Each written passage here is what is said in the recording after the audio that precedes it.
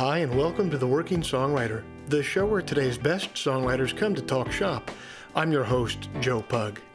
Each episode here we host a distinguished guest, and we ask them to go deep on their inspiration, on their process, on the general ups and downs of making a life in music.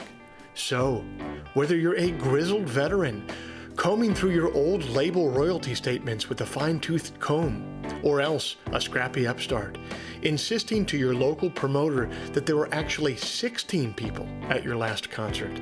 This is your show, because ultimately it is what every writer seeks most, an ironclad excuse to put off actually writing.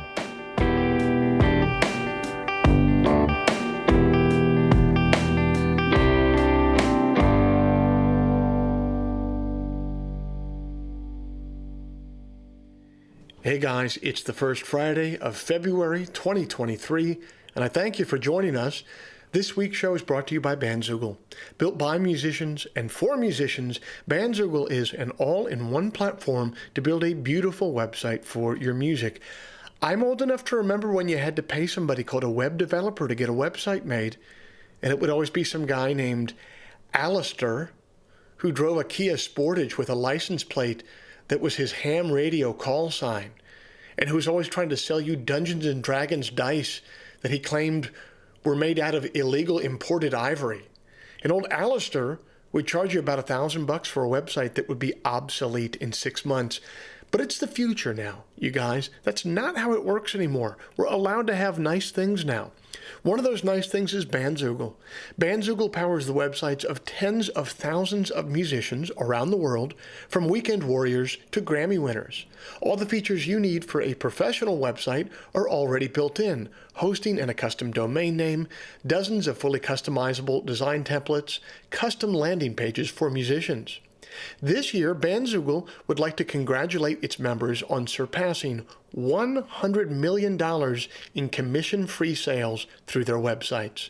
The Working Songwriter podcast listeners can go to bandzoogle.com to try it for free for 30 days. Use the promo code TWS, that's the initials to our show, TWS, to get 15% off the first year of any subscription.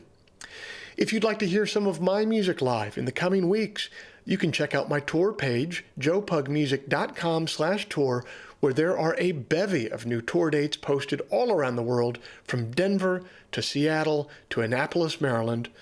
Or you can also find me the first Sunday night of every month at 9 p.m. Eastern on YouTube for Sunday Songs.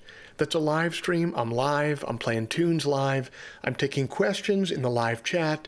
It's a really fun, really interactive experience. I dare to say that we're building something of a little community over there, including many people who are listeners to this podcast. So come on over and be a part of it. That's the first Sunday night of every month at 9 p.m. Eastern.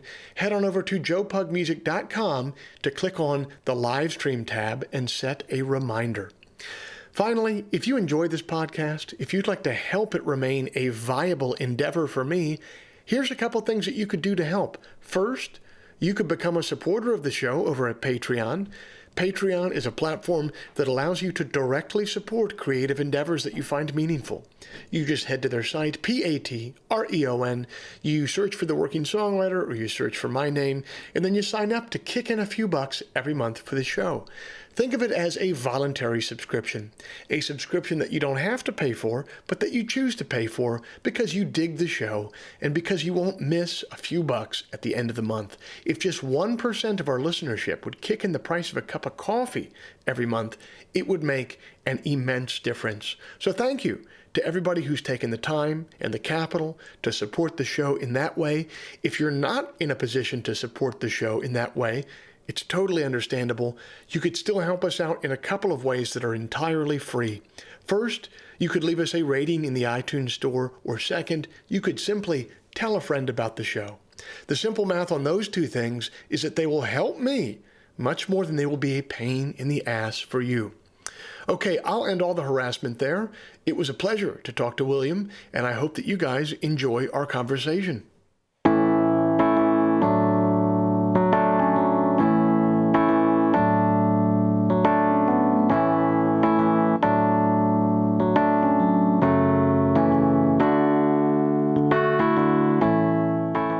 Our guest this week hails from Flint, Texas, and is yet another artist whose road to the footlights began in Lubbock, Texas. There must be something out there in the water, or in the beer. William Clark Green was attending Texas Tech University when he began to fall in love with songwriting. He composed his first album, Dangerous Man, while still in college. His breakout album was entitled Rose Queen, which was recorded in Nashville and then went on to see several singles chart on Texas radio. He's shared the stage with Wade Bowen, Josh Abbott, the Eli Young Band, Randy Rogers Band, and many others. CMT says he's blazing his own path in country music. Texas Music Magazine says that he scrapped his way to someplace close to the top of the modern Texas country heap. And Rough Stock says that his most recent effort could be an instant classic. I got a chance to catch up with William on the phone a little while ago to hear about his musical journey so far.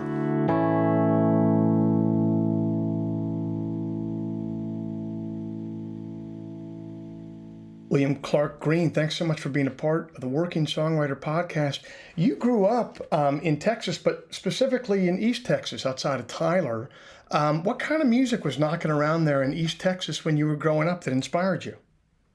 Man, I wasn't even listening to country music. It was really bizarre how it happened. We kind of grew up in the middle of nowhere, and I wouldn't say the middle of nowhere, but we grew up south of town, and I was listening to, like, I was into BMX and skating and stuff like that when I was a kid.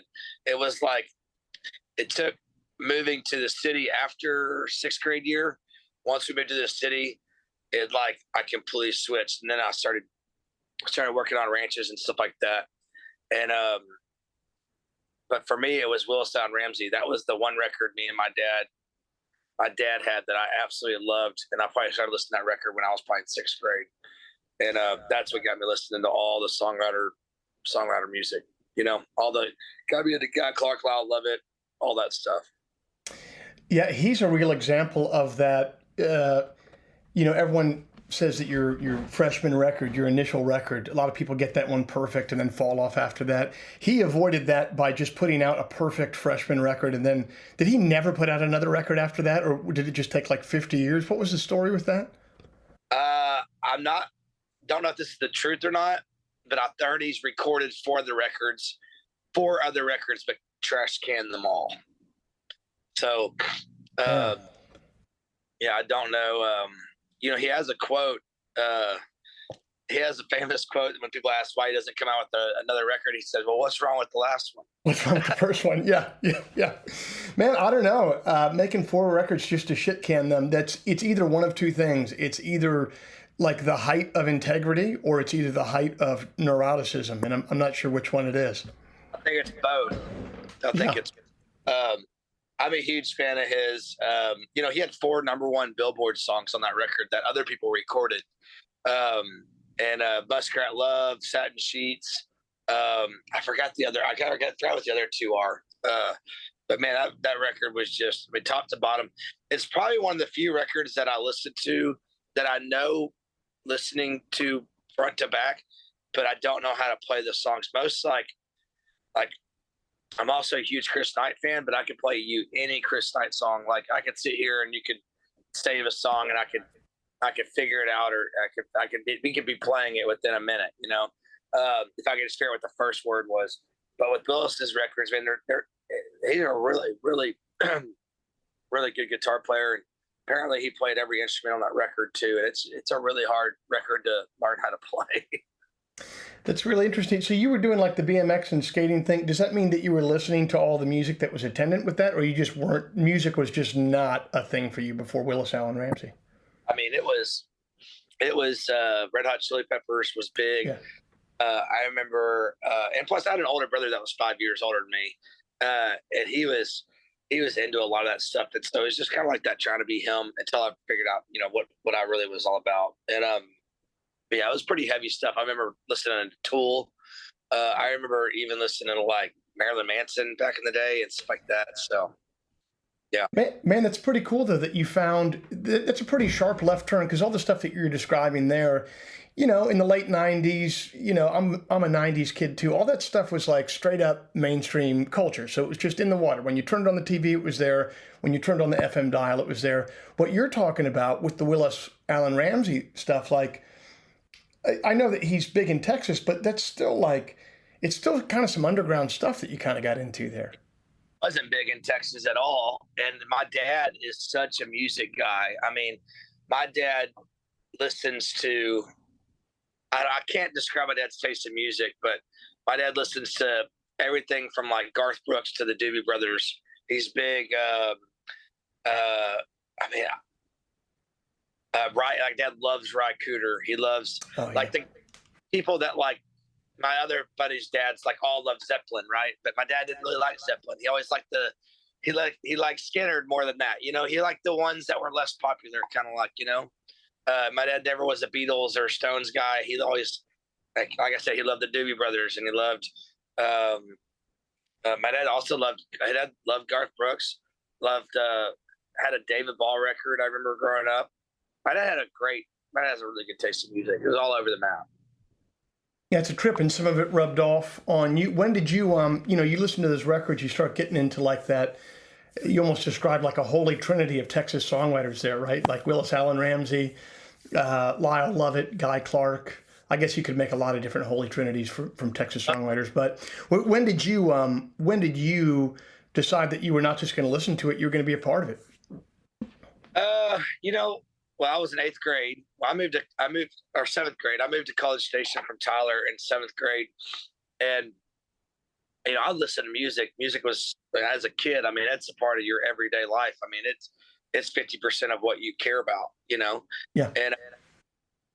And when I moved to College Station, I moved there that summer. I had no friends, and I had a cousin that went to A&M, and we both went to free church lessons uh, there in College Station to learn how to play guitar that summer.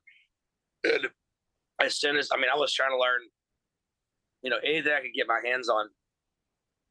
Really, like the things I remember, just like watching MTV back when MTV was popular. Like TRL, and I remember just sitting there and like I'd be practicing. It was on the background, and like a chord would match up.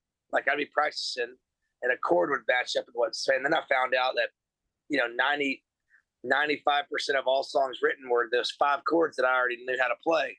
I just had to figure out where to put the capo. So then I started playing around with these songs, and then I think once I realized how easy it was to do, I was like, well, why don't I just write my own?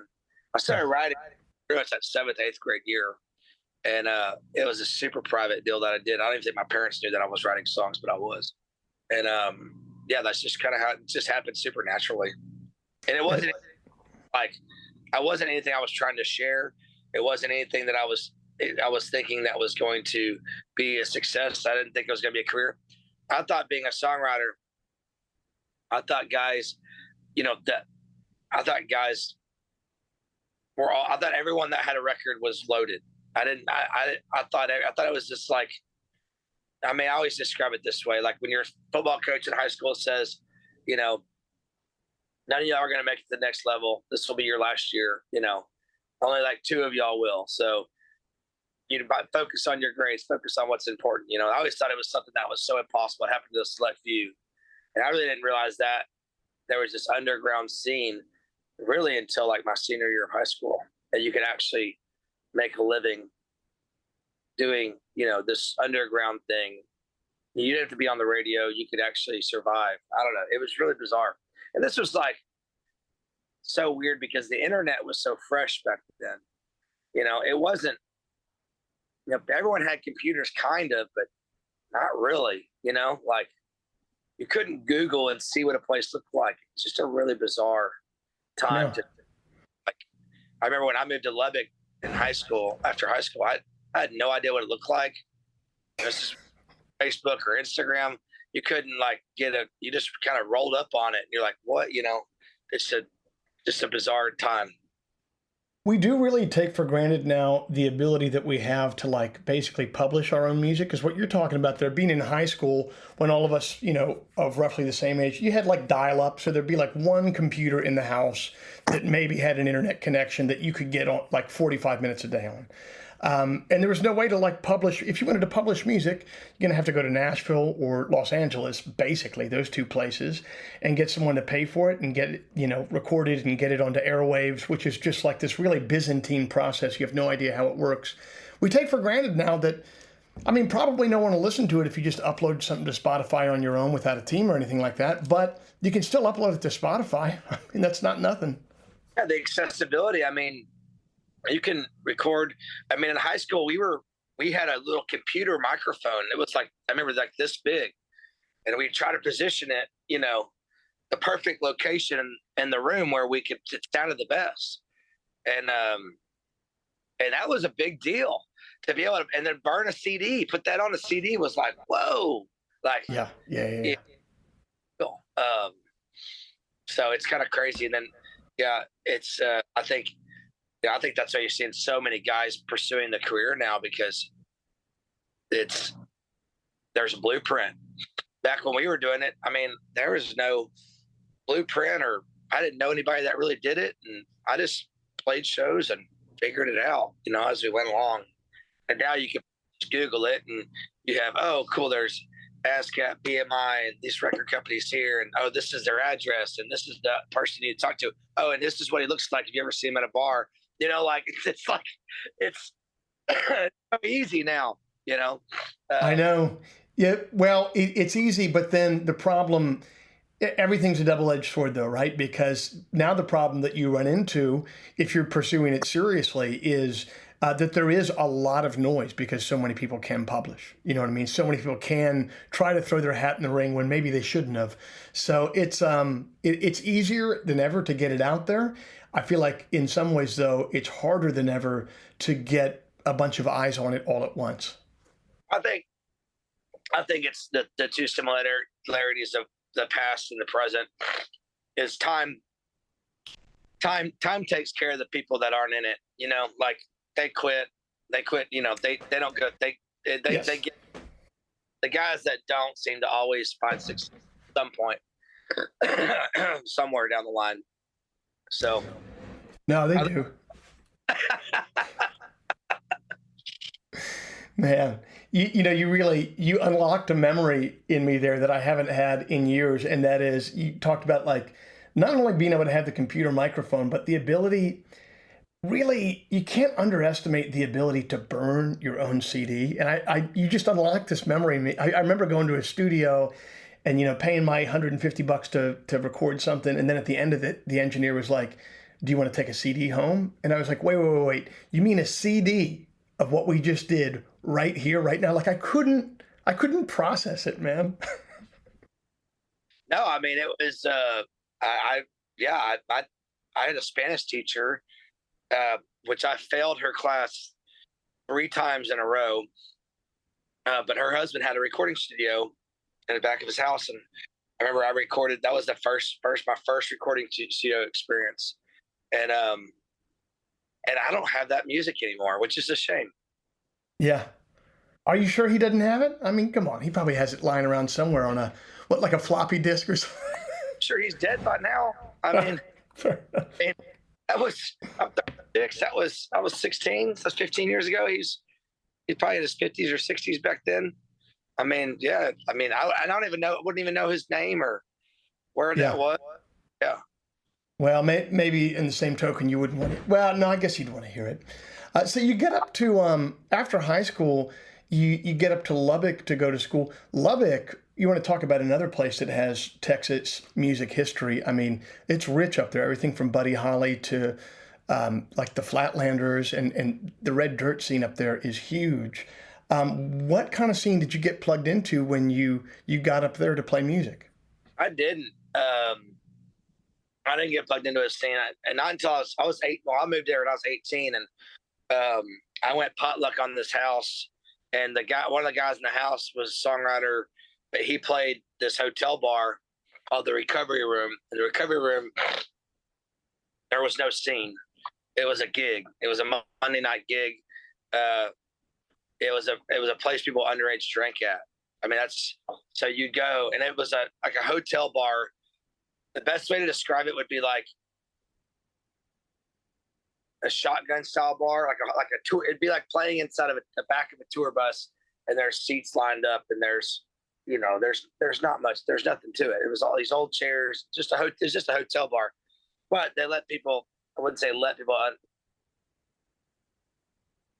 I wouldn't say they let people drink, but they underage drink. But that's just what is. The bartenders were very trusting, and they were very wrong. Let's just say that. Right, And right. I did that for 3 years. I did that till I was 21 years old because the other place in town, the Blue Light, they were super strict on IDs, and the owner was a cop. And so I knew that. And the first time I played Blue Light, I was 20, and I couldn't wait till I was 21. And I showed up it was on songwriter night, and I showed up with a fake ID, and my fake ID said John Parrish, and my stage name that night was John Parrish, because I was afraid to put down my real name and then be like, that wasn't his name on his ID, you know? So, yeah, so it took me, I was playing bar gigs. I started playing music in high school. I started playing shows, like I would say shows like that, very loose term, but the day I moved to Lubbock and got that recovery room gig once a week, I played that gig once a week for 3 years, religiously, and really worked on writing songs and learning cover songs, but mainly writing songs. I mean, I was still very heavily writing songs, but I was covering like cool songs like Ray LaMontagne and Amos Lee, and I was covering Steve Earle and Ryan Bingham, a bunch of Ryan Bingham before Ryan Bingham was even well known. We were listening to his first record, Wishbone Saloon, and that was our. I mean, we loved that record back in the day. But yeah, I mean, I guess like since I'm kind of like my dad, always searching for that, the underground music stuff. I mean, I remember hearing that Ryan Bingham record, that first Ryan Bingham record, and no one knew who he was. We knew how to play every song on that record. We loved that record, and yeah. So when did it go from something, you're into this, it's a passion, you're doing it, weekly at a hotel bar, both because you like to do it and because it's the only place that's serving you at the time. But when did it go from something like that to something a little bit more serious, basically? Like, did you start to build a following in town? Like, how did it happen? No, I mean, I had buddies, my buddies came to my shows, and it was all based around drinking, Sure. it is what it is. And yeah, when I turned 21, I started playing open mic nights at the Blue Light. I got like I mean, honestly, it was kind of, if I could put it down to a moment in time, I was in a class with a guy that was a drummer for a band called the Josh Abbott Band, and they were very small back then, and but they had a band, and so I was asking him, I was like, oh, I'd like to start a band. I didn't know how to do it really. I was just playing on a bar stool back then, and I had no idea how to start a band, and so, or nobody didn't know what guys were good enough to play what and all that stuff. So he was like, well, why don't you come to a band practice and watch what we do? And I was like, cool. So I showed up to a band practice, and to the Josh Abbott Band Scott practice, and I sat in the corner and was quiet. We kind of watched how they directed everything and did it. And after that, I never met Josh before. And after they practiced, he came up and asked my name, and he's like, well, play a song. And I played a song, and he was like, man, that's pretty good. He goes, I've got a residency at Blue Light on Wednesday night, which my whole goal was to get to Thursday or Friday night anywhere. I just wanted to play a night. I remember trying to play a night of the week that professionals played on, which was Thursday, Friday, Saturday, was like, that didn't happen for 3 years. I mean, I was playing Monday night, Sunday night, Monday night, Tuesday. I think we got to Tuesday night, I think. And so my goal is to get to like Thursday, Fridays, like where all the bands were playing. They're playing Friday, Saturday night, and so he had a residency every week at Blue Light on Wednesday. And so with this guy named Charlie Shafter, who I'd never heard about or known. And so he was like, "You should take my spot." I was like, "Cool, I'd love to." So he set that up, and I met Charlie. And once I met Charlie and saw his band and all that stuff, I mean, then it really started taking. I was just watching everybody and what they were doing, and emulating it, and trying to figure out my own path on that. But yeah, I mean, it was once I got that blue light gig, it got serious, and that was probably that was so 2004 is when I went there. I turned 21 in 2007, and I came out with my first record September 18th, 2008. Oh, wow. So that I got there, it was like boom, boom. Yeah. it's funny though. I mean, you've traveled the country playing enough now though to recognize that where you were, there's such a music playing culture. There's a culture of playing music. There's a culture of writing songs. There's a culture of people going out to bars to listen to original music. And I mean, you've traveled enough now to know like that didn't happen in Missouri. That didn't happen in Idaho. That didn't happen really in California or New York anymore. Like it's so cool that you were coming up in this system, whether or not you felt like you were part of a scene. Maybe you weren't part of a scene, but you were definitely part of like a culture where people like, yeah, they're going out to drink, but people go out to drink everywhere. In Texas, they're going out to drink and listen to dudes and chicks play original songs. Yeah, I think I know the answer of that too, why that exists. I think it's the Irish culture, Irish and Czech culture that's so prevalent. Irish, Czech, and German culture that's so prevalent in Texas.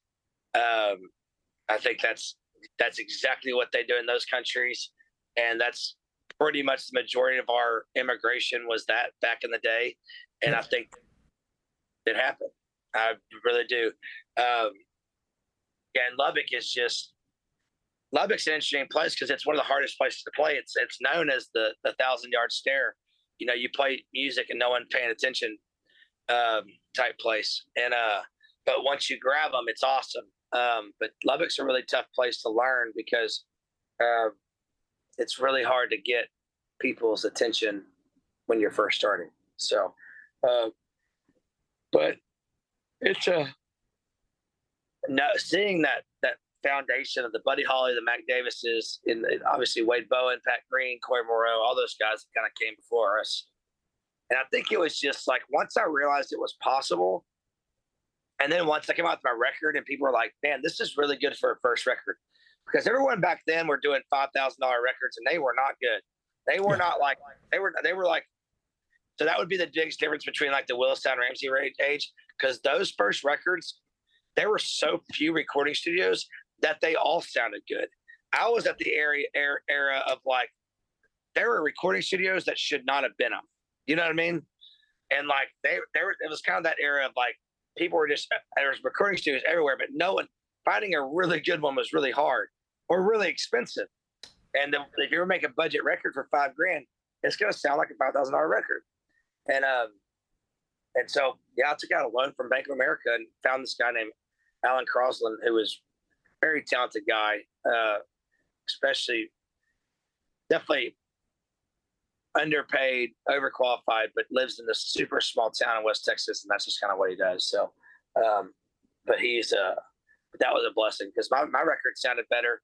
I'll never forget Josh Abbott came out with the record the same time I did, and it was their second record, and mine sounded way better than his.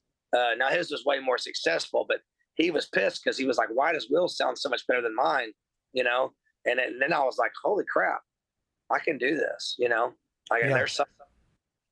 My first record was the experimental thing, and then once I did that, I was like, "Okay, I can do this." I had the confidence to go, "Yes, I think I can pursue a legitimacy at this." I love the idea that you just went old school and took a loan from a bank to make it. I'll tell you what, I've gotten money from labels to make records, and I've borrowed money from banks to make records. I've borrowed money from American Express to make records. I prefer borrowing from banks than I do from labels because at least with the bank, it's pretty straight up what you're going to owe them at the end of it. You know what I mean? Yeah,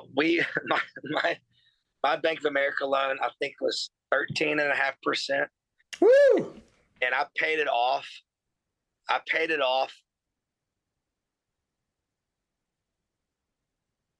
and I made regular payments on it, the minimum payments on it, and I think it took almost 8 years to pay off.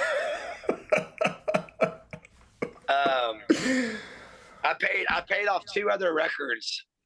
I remember I paid at least one, but I think by the time I got to my Rose Queen, I think I finally paid off the first one, and I'd paid off the second one. I had then I was getting into kind of like the investor deal. I had bigger budget records. I had to have buddies that loaned me $15K and had to pay them back, but we were actually making a little bit of money, so it's easier to pay back. But I always just put that Bank of America loan on like a minimum payment and just let it kind of. I bet that record ended up costing me freaking $12,000 at the end of the day after all the interest I paid on that thing. Probably. Well, you talked about Rose Queen there. That Rose Queen ended up kind of being more of your breakthrough to the national stage here. You recorded that in Nashville, or that was still in Texas? Yeah, recorded that, and that was our first record in Nashville. First time we had a producer. Our producer was Rachel Loy, and we recorded that at 16 Ton Studios in Nashville. What do you think it was about that record that helped you break through and break across? Well, I remember that record cost about $35,000. It's the first time we had a producer. I think songwriting wise, a buddy of mine named Larry Joe Taylor, who's a songwriter here in Texas, a dear friend, he's been around the scene for a long time. And he told me when my Misunderstood record came out, he's like, man, the record's good. He goes, the songwriting's great. He's like, but you have no melody. And I was like, what's melody? I heard that before. I was like, well, what's melody? And I always thought, melody is just, you kind of think about it, but you don't really think about it. And he was like, well, when you get an elevator and by the time you get to the top floor or where you're going, you're humming the song that's on the elevator. And I was like, well, yeah. He goes, that's melody. Your songs don't have that. So then I was like, well, shit, I've been doing it because I was trying to write the most intricate words. I was trying to blow people away with the way I put words together, and I was doing it wrong pretty much. It's really this addiction to the melody that really gets songs, people listening. And that was the transition from that. He told me that the day Misunderstood came out, the day he listened to it, and that was the transformation to Rose Queen, was that one thing he told me. How did you, in a nuts and bolts way though, how did you work on that? I mean, if you want to get better at your baseball swing, you go into a batting cage and you live there for a year. Like, how do you do that with melody? So I started writing a lot more choruses first. Mm-hmm. And humming the melody first and then putting the words to it. I would listen to songs that people liked and be like songs that I hated that everyone else loved, and be like, why do I hate this song and why do they love it? And it was the melody every time. It was like, oh, it's him doing it's him doing that, or it's the band doing that. Like, that's the addictive part of it. It's sure as hell not the lyrics, because the lyrics are terrible. Right. It's like, so then I started like, okay, it's just like, if I can't hum it, and now I write songs, it's like, man, I got to be able to hum it. I got to get excited. I have to get excited about the melody first. And some songs are super songwritery and don't really have much. It's just kind of like all heart and, put stuff like that down there. But really a lot of times it's humming choruses first. I mean, that's really what I focus on now.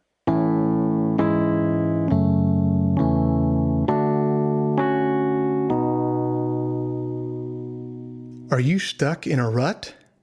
Are you tired of listening to that Jimmy Buffett 20th Century Masters CD over and over again and need some new music? Are you sick of making hamburger helper beef stroganoff for dinner every night and you want something new to cook? What you are looking for, my friends, is the Enthusiast Digest.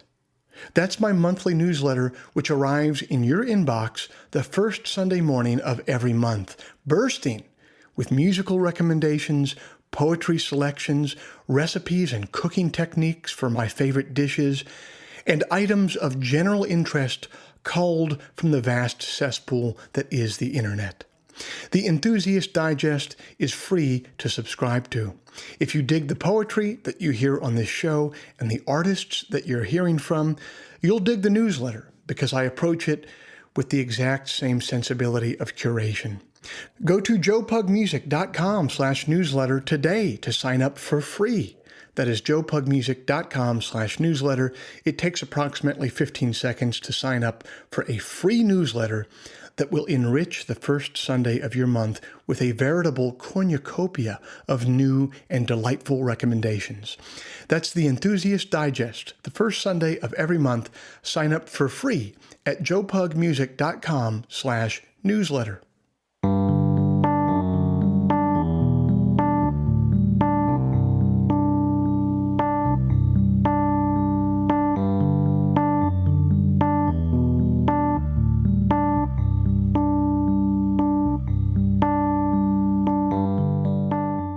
William's connection with his father over Willis Allen Ramsey's debut record is instantly recognizable to any music fan who shares a musical love with their own parents.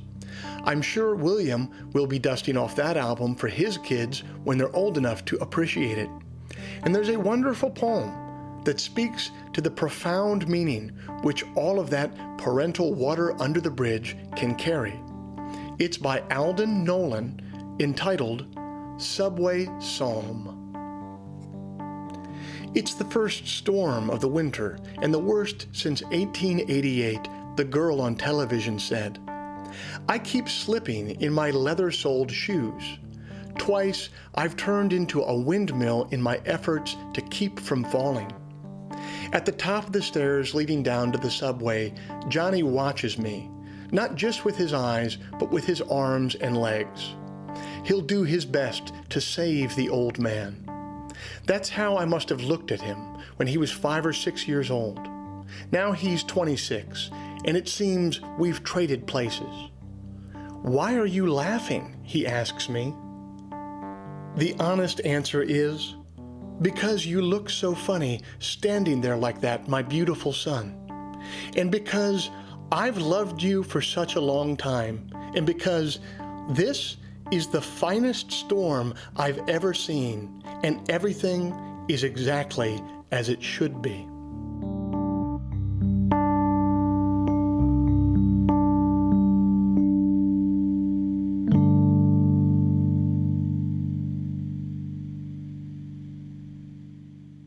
Man, what does your writing process look like these days? I mean, obviously you're on the road right now, you're touring, but when you're home, what does your writing process look like? Are you writing all the time, or are you writing for a record coming up, or how do you usually work that? I take about a year off after a record comes out. I put a guitar down and I focus more on business and touring and all that stuff, and then I'm about to get back into it this January. So I'm not the guy that works it like a muscle, and I'm not saying that I'm right. I'm just saying, like, I'm so hyper focused person that I'm all about, once I get into writing, I don't think about touring. I don't want to talk about anything. I don't talk about booking or any of that crap. I want to focus on writing. Like, and then when I'm done, when we start recording and I'm done writing, then I focus on releasing the record, doing interviews, touring, what's going on with the band. It's like everything has to be on coast mode, cruise control. It's like I got to immerse myself in it, you know? And so I just write crap when I don't do it that way for some reason. I'm inspired. I don't have fun. I'm a poor co-writer. I want to be enthusiastic. I want to have a direction. I want to be able to contribute. You know, I have to be all in. And I'm not saying that's the right way to do it. I know buddies that swear it's like a muscle and you got to work it every day. And that's great.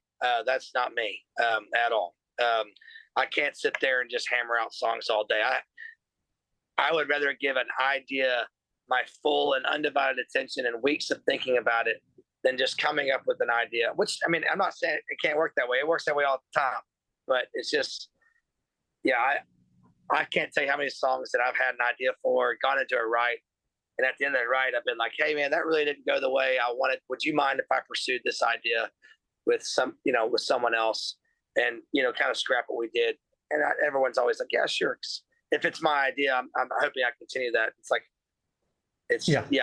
like to chase ideas that I think have a chance, so that's kind of the way I write. Yeah, and we're also, I mean, not only are you able to give the right amount of attention to the songs there, and that's the most important thing, but the second most important thing is being able to give attention to the business, because it's really hard, especially if you want to have an artist career and you want to keep a band on the road. Well, it's freaking expensive, and it's hard to iterate over time, and that needs to be paid attention to too. And I don't know, man. I feel like sometimes in my life I paid. I don't know if you can say this, but I felt like I did pay too much attention to songs, and I let some of the business things just go. And you fast forward a couple of years, and you're like, why do I not have any fucking money, man? You know what I mean? It's like, well, you don't have any fucking money because you didn't think about money for 5 years. So what did you think was going to happen, man? Yeah, we're fortunate enough to be on a bus, and I'm fortunate to have a crew and an awesome band, and all those perks, that we fought for years and years and years. But I've worked equally as hard on the business and touring as I have songwriting in my life, and they're both fun and both important. And I a very proud boss, take care of my guys to the best of my ability. But we are a touring act. I mean, that is what we do. We've been on tour. It's so fun. Every time we released a tour, I kind of snicker because I was like, I was on tour till 2020. COVID was the only time I was not on tour. I've always been on tour. I've lived or on a bus more than I've been at home, always, forever. Since I was 22, since I was 22 years old, I first started going on tour. I've been on the road more than I've been home. And so, it's a huge part. And I don't like riding on the road. I don't like riding in the bus. No. With me the other day, who's a great songwriter. Me and him had some issues trying to get a song down back when I was writing my record, and I was like, man, we should try again. And instead of riding on the back of the bus, we had all this downtime. But I just wanted to focus on singing well that night, and I don't want to worry about show days are hard enough. It's just nice to have a relaxing show day sometimes. So it's just I definitely have to separate it. I'm not saying it's the right way to do it, but for me, it's like this. I'm taking January and February completely off of touring after COVID happened, and we got a break. And I kind of woke up from this daze that I've been in the last 8 years, and I was like, oh my God, I haven't even recognized years. So I decided to take January and February off every year, no matter what, unless an offer is just too expensive. Unless an offer is just so ridiculous, I can't turn it down, which will happen once or twice, maybe. So, but that's where I'm going to start writing, right? So I'm going to start Zoom writing at home. I'm going to fly to Nashville once a week, write for a day or two and then come back home. But I'm still working. I'm just not working on touring. Touring's always been it's always writing. That's been the hardest part about writing, is going on your tour Thursday, Friday, Saturday. Then on Sunday, you're in Nashville. Sunday, Monday, Tuesday, Wednesday, you're writing. And it's just a revolving door, and you're in and out. You're living a fucking bar at that point. I mean, yes. You got to have 3 or 4 days of break a week, something, something's got to give. So that's kind of my mentality on it. I really like the idea of not only, taking time off from touring, but I like the idea that you have there of just like, hey man, unless something crazy happens, it's just going to be January, February every year. Like, that's it. I don't want to have to deal with snowstorms in, Connecticut, and I don't want to have to deal with bullshit, and just take it off. Every year, it's always a shit show. Yeah. We're putting chains on the bus to make a gig pre-sale, and I'm like, why are we doing this? Why are we risking our lives? It's the worst time to tour. I don't understand why I don't understand why we were always pressured into doing it. And I just finally was like, I'm not doing it. And I was expecting backlash, like management and booking, to be like, what do you mean you're not doing it? I was like, I'm just not. And they were like, yeah, cool. And I was like, and then I called my accountant and I was like, can we afford everybody for 2 months pay and not work? And he was like, yeah, we can. He's like, but right. I was like, well, cool. I need it. I just, I can't have New Year's and then go right back into touring heavy again. It's just you gotta work to have some sort of break, and my guys deserve it and everything. We've been on a 10-week tour right now, and we're all looking. This is our last week this week, so I mean we have 4 shows. I have 5, so we're all looking forward to that break. So we after December off, we got 1 show New Year's Eve, and then we're done. Everyone's done January, February. So that's dope. Has it been, your father who introduced you to this type of music, has it been fun for him to watch your success over these years? Yeah, the successful part, I think before that, my dad's a doctor, and he didn't want me to do this. And honestly, I mean, I just had my first son, and I'm really hoping he doesn't follow my footsteps either. Completely agree. But if he has to, he has to. But I will not help at all. Nope. I'm going to have to figure it out on his own, the same way I did. Because you see the guys that get handed shit, and it's just not the way it works. It's not. It's never a good thing. My dad, I think, once he saw success, and I think he started once he saw the minimal of success that we've had. I think he was just more worried about me. He called it a starvation box. He called a guitar starvation box, and he bought me my first guitar. So it's like he's the one that played. He played guitar. He taught me. He helped teach me. He's the one that influenced all my music. He's the one that showed me Willis. I would never play guitar if it wasn't for Willis and Ramsey. And so I don't know if he felt that fault, but my grades were shitty in college. They were shitty in high school too. And I think that he saw me focusing on that. And my dad's a very scholarly person. My uncles are all very scholars. They all went to Notre Dame. They're all lawyers and doctors. Their penmanship is perfect, and the way they speak is just it's just better. They're just scholarly people. I mean, it's just like the notes they would write to each other. Like if I wrote a note to my brother, it'd be like, "Hey, dickhead, had fun this weekend. See you, catch you down the road. Thanks for the beers." Blah blah blah. Theirs would be like this calligraphy and these amazing words put together, and it's just like this. It was like they're writing a constitution. It's just like crazy how they did things back then.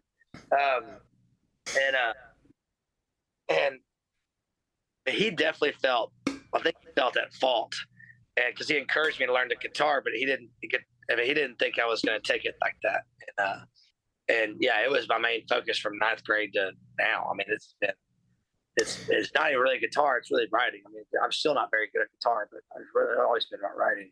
The funny part will be when your son goes in the scholarly direction, and many years from now, him and your dad, like, they have a tete-a-tete with one another. They're like, "What the hell happened to Dad? It really skipped a generation there." Like my dad, like my wife, just smart. Yeah. Well, hey, man, we're glad that you kept up with the Starvation Box. Big fan over here. Hope you have a great show in Annapolis tonight. Get a crab cake if you can. It's not like Gulf crab, man. It's from the Bay. It's really good. Man, I wish you the best of luck. Have a good January and February off. Thank you. I appreciate it.